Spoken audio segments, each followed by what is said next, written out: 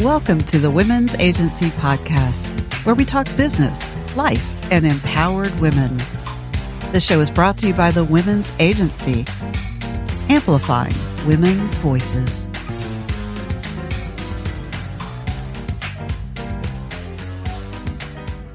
Hello, everyone. Welcome back. This is Arlia, and I am thrilled to bring you another guest today. It's a good friend that I've known for a few years, and we have a lot of intermingled places in our life, and I just love that. She's been a great role model and example of a successful businesswoman with a lot of heart, and we're going to talk today about her work, her life, and her business. My guest is Marika Ponton. Born and raised in Nevada, Marika achieved her CPA's license and started her public accounting career. For the next 15 years, Marika earned technical expertise by auditing hundreds of public and private companies' financial statements and assessing their internal controls. Always seen as an outlier in the auditing industry, and I just really can't even imagine you as an auditor, but I get it. With her trademark outgoing Marika personality, which we'll talk about, she bridged the gap between external auditors and client teams that didn't always feel comfortable sharing all the details of their financial statements. She went on to purchase her own company and grew it to a highly profitable location. But owning a small business proved to be significantly harder than being a CPA. So she utilized Office Angels, a company based here in Atlanta, for administrative and human resource support. And the flexibility that came from as-needed virtual professionals transformed the efficiency and operations of her location. She now leads Office Angels, continuing strategic mission to help small businesses flourish.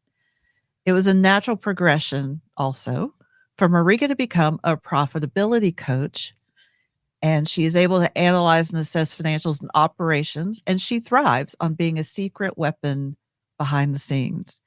She acts as a liaison between clients and their financials and coaches others on how understanding them can help them achieve their goals.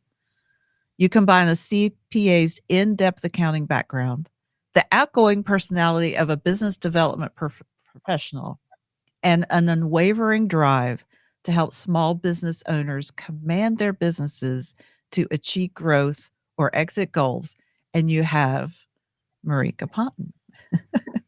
Welcome, Marika.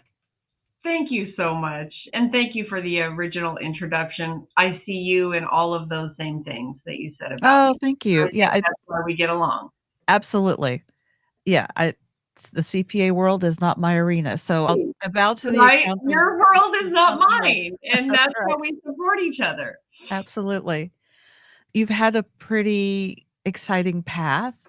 I always My think mother about calls it colorful. And I'm looking at your background, your gorgeous green and blue background. It has been colorful. I think about Jane Fonda, and she talks about I'm on my third or fourth life. That's Do you good. feel that? Which life are you on? You know what? I'm on the only one there is in the way that I'm living it. And it just has really unfolded that I get interested in different things at different times, and I'm not afraid to go pursue them. Mhm. I never, ever felt like I had to stay in something just because if you really think about it, getting your CPA and getting the expertise to be able to thrive in that world, especially at the higher levels, that's no joke. It's a big investment, but it didn't suit me long term. I wanted to just be able to do my own thing in the way that I wanted and not have anyone tell me that I had to do it a certain way.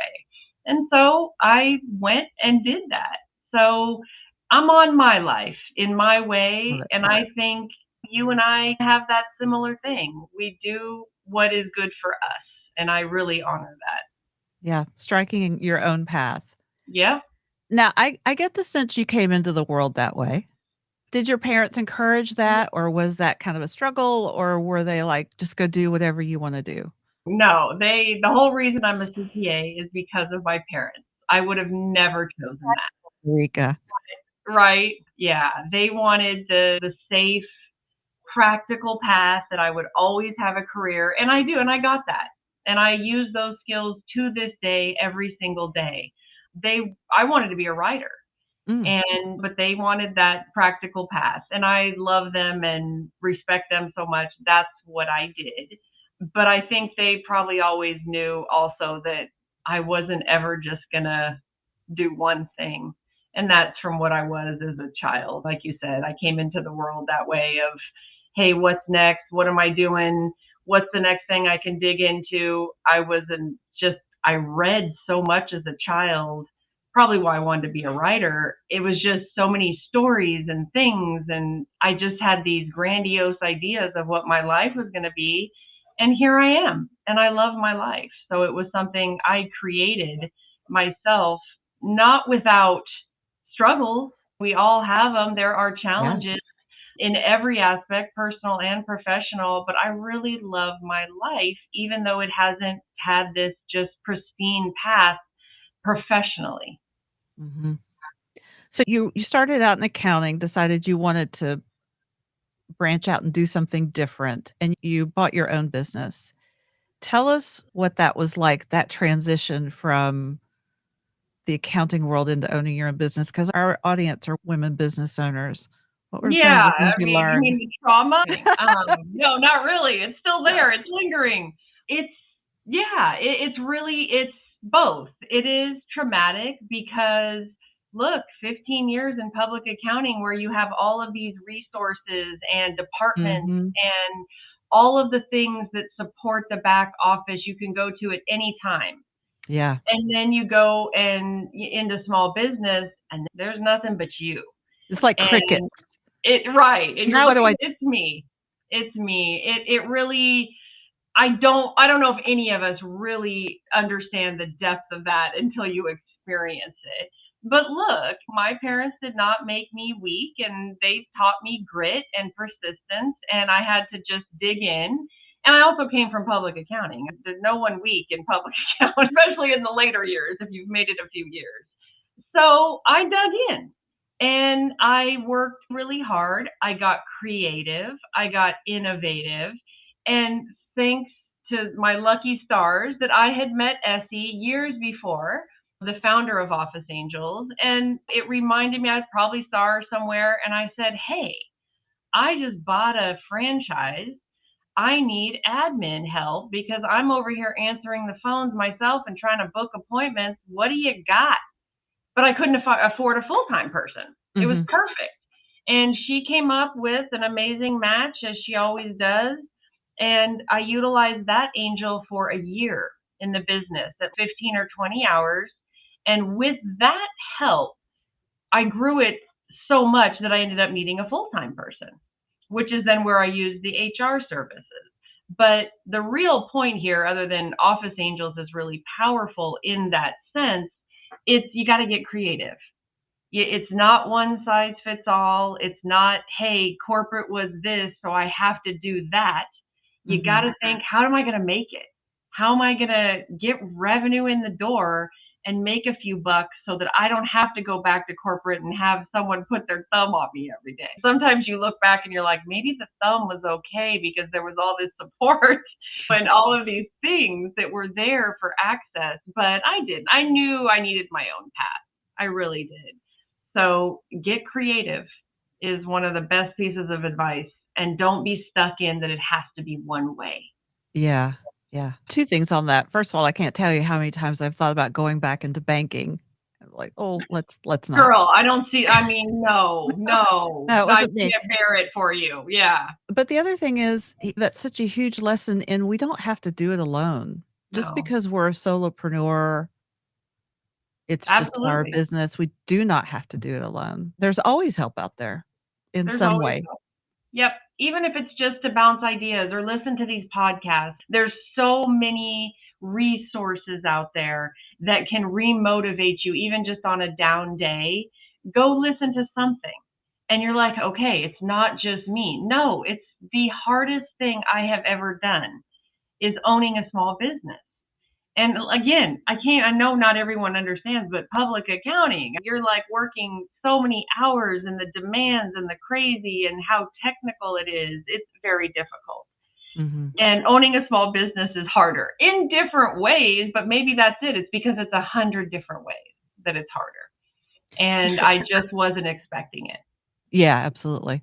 And so you're dealing with all these challenges and having to get creative, but you're bringing all of that accounting forward That's what into this saved me. business, which was a huge asset.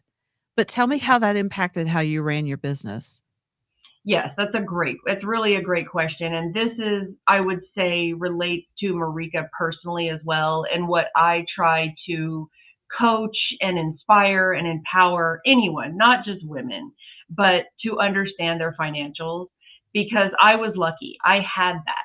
That was my career. And of course, you're coming to a small business and you're like, where $10 matters. And I was used to auditing companies with 10 million types of numbers. But so that was a change. But living in my financials every single day and knowing what was coming in, knowing what was going out, knowing what was owed long term or what was coming in long term, and truly managing that and having a hold on it, that's what made me successful. It is. And where I saw other franchisees in that particular business not doing well, and even to the point of failing, having to close locations, is because they didn't know their financials. Mm-hmm. They would mention things to me, and I was just flabbergasted in how are you even operating if you're spending XYZ on XYZ, things that weren't really crucial to the business. You don't have to be a CPA, but get some coaching, training, education on the very basics of financial statements, the very basics. That's it. You don't need the depth, which depth is great, but you don't need it. Understand who you owe, when you owe it, when your receivables are coming in, and that will transform your confidence in your business and your ability to make decisions long term. And that was it. For me, that was really what saved me, and it always has. Yeah, So even knowledge with is all the power. changes today, it's power. It's power. Yep. But as you're talking, I'm realizing, like, probably what you're experiencing and what a lot of small business owners experience is that they may have a little bit of financial knowledge, maybe they Right. are looking at their numbers, Yep. but they're probably most of the time making emotional decisions Don't we instead of, all? "Oh, this is in black and white, therefore I can't afford to go do this because I really need to put my energy and my resources here, but I really wanna go do this," and they're That's without that kind of. our world. That's our world, It is, It's instant but it's also. gratification. Yeah. Yeah. Yeah. But it hurts you. It hurts you. And I will say, people call me tough and all the different things. I am, because I make decisions based upon the black and white numbers. That's it. If I don't have it, I don't spend it. And I think going back to what we were originally talking about, how I love my life, that's why. Is Mhm. because I know, I feel confident. I'm not spinning with out of control bills or things I can't afford. I make those decisions. If I can do it, I will do it. And I love the things I do. But if I can't, I make a plan and I save. And then that empowers me to know, what do I need to do? What business do I need to go kick up? What profit, what bottom line do I need to clean up? And it motivates me. And I think that's really, probably, as I'm even hearing it in my own mind, that's really the success, is feeling like you can make decisions and buy something or spend something knowing you're totally okay. Mhm. Transitioned into this profitability coaching, there's so many different reasons. It was just a natural, it's what I do already, but what I have seen through many different clients and contacts from Office Angels, and even when I owned the franchise, when I would hear the stories or see the details of people's financials and seeing things that they were spending that really didn't have to be spent if the bottom line wasn't really tightened up. And I would make just a couple of comments and it would change their focus. There's just no better feeling than that. of, hey, let's button up, let's tighten this up, let's look at the spending. And I know it's hard. No one wants to hear that, but do you want to have a better future with this business and have it grow quicker? This is what you got to do. Yeah.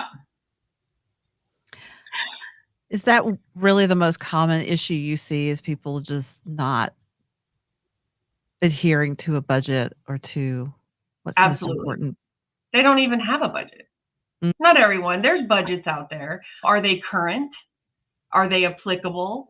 Do they reflect all of the things that have changed in the business? Maybe you brought people on, you've let people go, whatever it is. It's another thing. You need to be revisiting it. And if you don't have one, you really need to sit with it. And again, it doesn't have to be some complex, full-blown thing with crazy spreadsheets. It's one sheet. Just start listing out what the expenses are. Make it easy. But you got to look at it.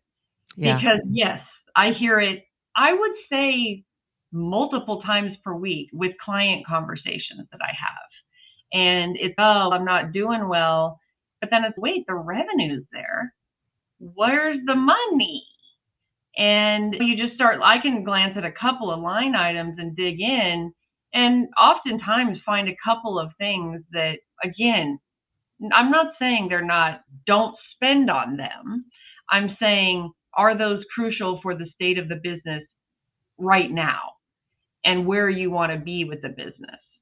And oftentimes the answer, even if they don't say it to me, is those aren't crucial. I did not need to do that. I need to tighten up. I need to thank you so much. And that's just where it was happening. Mm-hmm. And I was doing this just on basic phone calls, and it's just like, this is a need. And I have that skill, and I love doing it because to see the transformation is awesome. Yeah, it strikes me as interesting that people just need that basic, the hand holding, and then the truth telling. The truth telling. That's my hashtag. Yeah, exactly. If those apply anymore. But hashtag Marika the truth teller. Right. I mean, it's just it. I mean, that's what I was saying about it, that personality. I'm not rude. I'm not aggressive, maybe assertive, but I'm not just going to say, hey, that's awesome. If it's not, I'm just not. There is no value in that. And I've always said it, not everyone likes that nor can handle it. And I'm okay with that, because I don't have to say anything. I don't just throw things out there just to say them. But if they ask, I will say, what's up with this? Or if it's awesome, I'll say that too. Oh my God, this is amazing. You should be paying yourself a little bit more. That's rare, but it does happen. But it's typically, what's going on here? Why are you spending on this? That's something so just frivolous, maybe isn't the right word, but it can be. And when they're then saying, I don't have any money. Yeah. So that's it. Totally telling the truth. And hopefully it helps and they implement something from the advice. So what else do you coach owners on, as well as tightening the budget? Absolutely. That's, of course, the first one. Yeah. It's also an education, just as I mentioned earlier, understanding the financials. It's that. That's maybe the more important thing. If they understand the meanings of those line items or those actual reports themselves, they don't necessarily need to call me or another profitability coach or get other advice. If they can understand it at a base level and understand what it means to their business and their bottom line, that's a win for me. Mm-hmm. That makes me feel better. That's like my good deed to the world. It's powerful. And the other things, I mean, you dig into, it depends on what the business has going. Are the right people in the right roles for what the owner's profitability or selling the business goals are? That's huge. What's their goal? It's huge. Are the right people in the right slot? And after all the years in auditing and all the different employees and roles and things that I saw, I really do have a good handle on walking through that and talking through it. I may not know the exact answer of who should be in it, but I can oftentimes identify who should not be in it and where the KPIs are not coming through and they're not supporting the business in the best capabilities. So really the coaching is all about, it really is about the owner or the solopreneur. What are their goals? And then it's tailored down to that. Mm-hmm.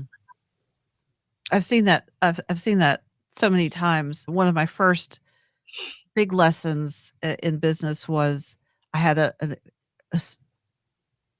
stellar manager when I was in my late 20s, early 30s, who would move her team members around to maximize their gifts. Oh no, you're better here. How about you go over here? And I noticed that a lot of times as small business owners, we may not be as nimble as that. Like we're just gonna hang on to them because maybe they'll work out, or Hard to get them. it's hard to make those decisions. Beautiful story. And kudos to her for doing that, because that's really the key. And you're right. Companies hang on to people that don't fit, don't work, because the fear of finding someone else, not having someone just sitting in the slot, is greater than the motivation to find somebody else. But what we see in Office Angels a lot, and where I've really made it a point to help business owners see that if you hire someone, you get this full-time hire, and it's for administrative, and they can do all these administrative things, but all of those things on their best day only add up to, let's say, 5 hours per day. Ooh, I've got 3 more hours that this person has that they can do something. What else do I need done? Oh, I need my bookkeeping done. So then they've got the administrative person doing the bookkeeping, and the administrative person has no idea, no interest, no desire to be in those books, nor the training or experience. Ooh, I've seen that happen too. So many times. Literally the one that, this is such a good, it was cute and sad, and I felt for it at the same time. This gal said, he's got me doing the books. I'm not even good at my own personal checking account. She's saying this, and the owner's got her over there doing the books, and she left. And of course she did, because she's not going to be successful, but you're trying to cram it into, because you're paying her the full time. And I think it just speaks so much to what Office Angels does and what we offer and how we offer it. You don't have to necessarily have that full-time hire if you don't have the hours for a full-time. Let's dig into that a little bit more. Tell everybody what Office Angels is and what they do. You got it. Office Angels is the most flexible virtual services solution a small business owner could ask for.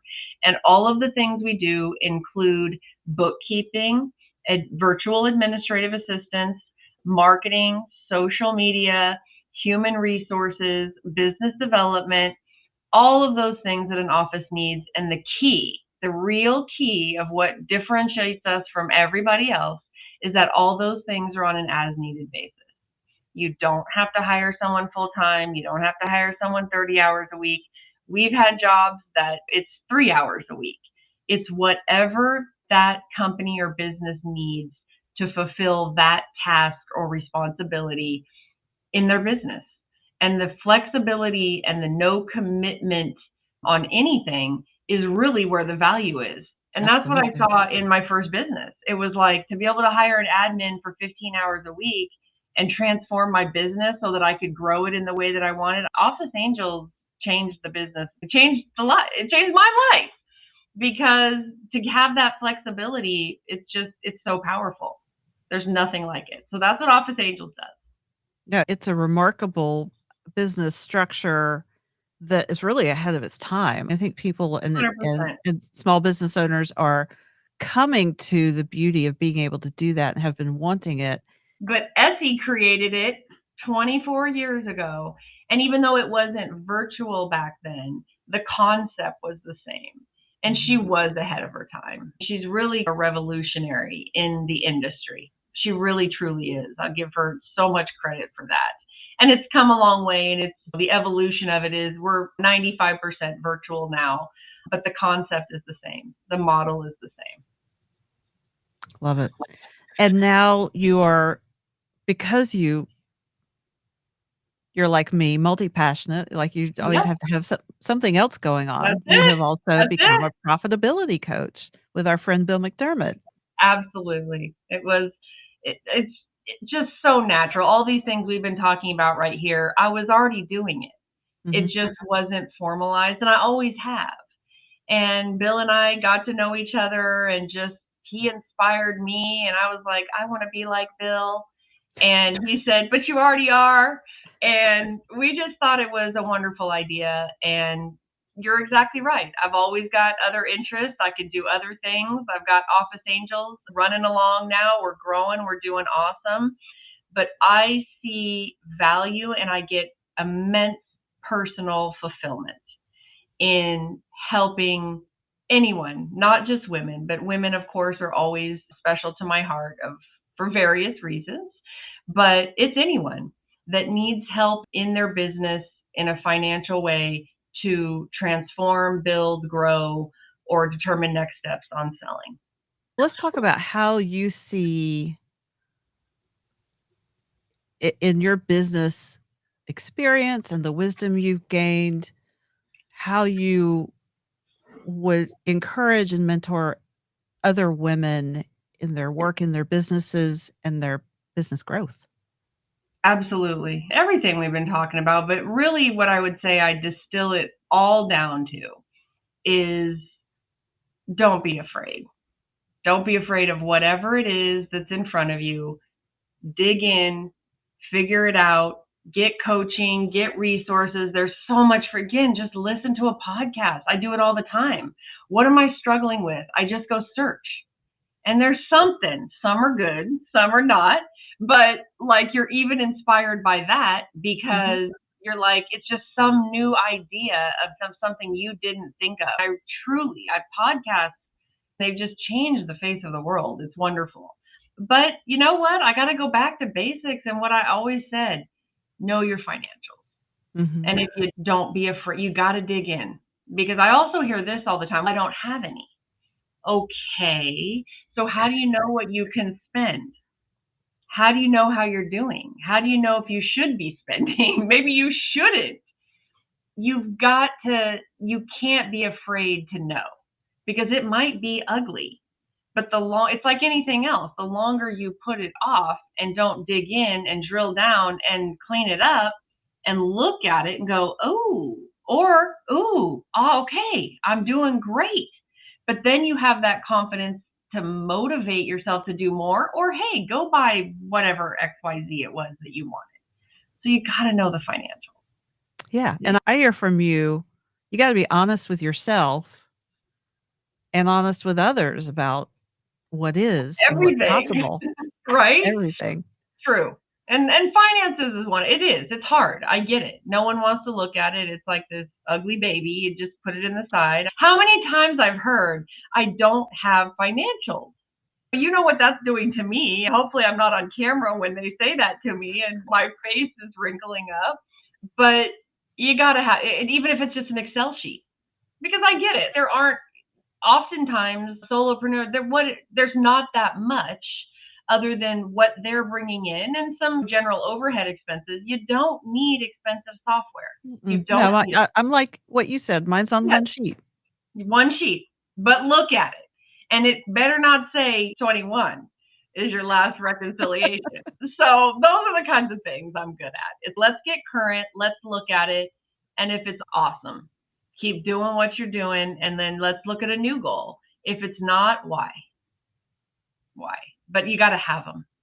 So that's really what I would inspire anyone listening out there. If they have friends, contacts, anyone who doesn't have a base level financials or hasn't reconciled them to current, get on it.